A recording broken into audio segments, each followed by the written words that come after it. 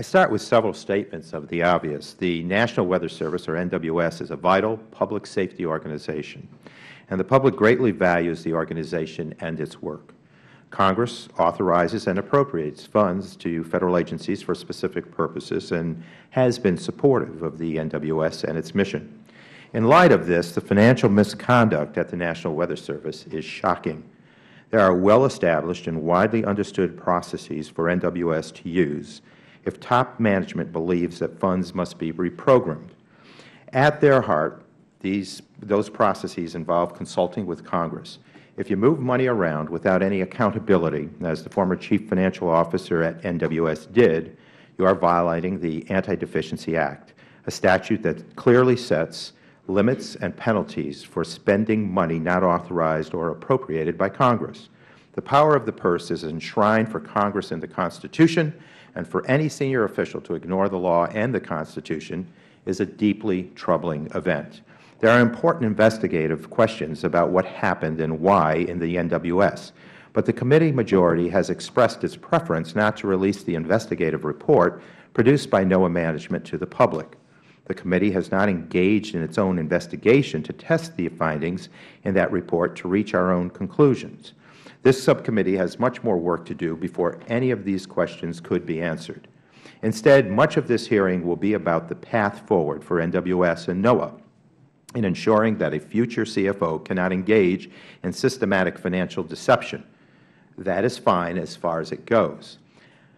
I think the proposals put forward by the agency make sense. However, I am not sure we agree with this hearing's focus or scope. While there is no question that wrongdoing occurred at NOAA, just as troubling to me is the failure by the Inspector General's office at the Department of Commerce to take aggressive steps to investigate this matter. The IG is the cop on the beat, so to speak, at Federal agencies.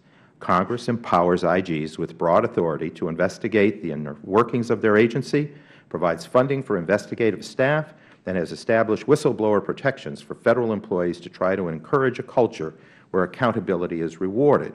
The IG offices are vital partners in Congress's oversight responsibility. In this instance, the COP appears to have been taking a break and the partnership failed. Inspector General Zinsser has included in his testimony an accounting of the allegations his office received regarding financial irregularities at NWS and the disposition of those allegations. After receiving multiple tips, the IG's office recognized the potential problem. But the response to allegations of high-level financial shenanigans seems to have been to send those allegations back to the agency to ask them to check on their own misconduct.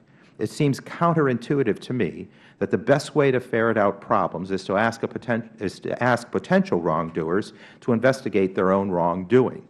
Even the one preliminary investigation that was triggered by the hotline tips coming into the IG's office reveals something a little odd. That tip appears to have come in during October of 2010. However, Mr. Zinsser was unaware that his office had received the allegation, that his staff had launched a preliminary investigation, or that his staff believed an Anti-Deficiency Act violation had occurred until November of 2011, 1 year later. By the time Mr. Zinsser had seen his staff's memo, NOAA had already conducted its own preliminary investigation and had begun to take steps to remove the CFO from his post. And when it came time to launch a full investigation, the IG allowed the agency to conduct its own investigation. The IG's office was limited to offering investigative advice and questions to the team that NOAA put together. These procedures bear no resemblance to the conduct of an independent investigative office. Since the scandal broke, the IG has instituted a new system where allegations are aggregated each week and forwarded to a senior-level review team led by the IG himself. That is certainly a positive step. But for 5 years, his office did not do this.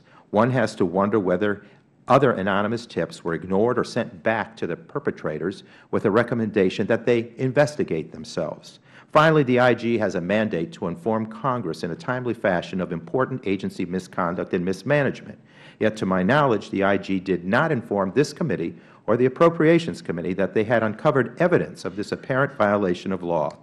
This represents a real failing to follow the intent that the IG communicate with Congress about significant misconduct at their agency. There is no partnership where there is no communication. This is unacceptable. Madam Chair, I hope you agree that this committee deserves answers to our questions about what went wrong in the IG shop, as we rely on that office to be our eyes and our ears for wrongdoing. Congress has a responsibility to the taxpayer to not only allocate budgets to the agencies, but to ensure that allocated funds are spent wisely and in accordance with the law. I am concerned that the Department of Commerce, IG, has failed to carry out that mission of his office, and I expect his full cooperation in helping us understand what they did, good and bad, and that he stand accountable for those actions. And with that, I yield back.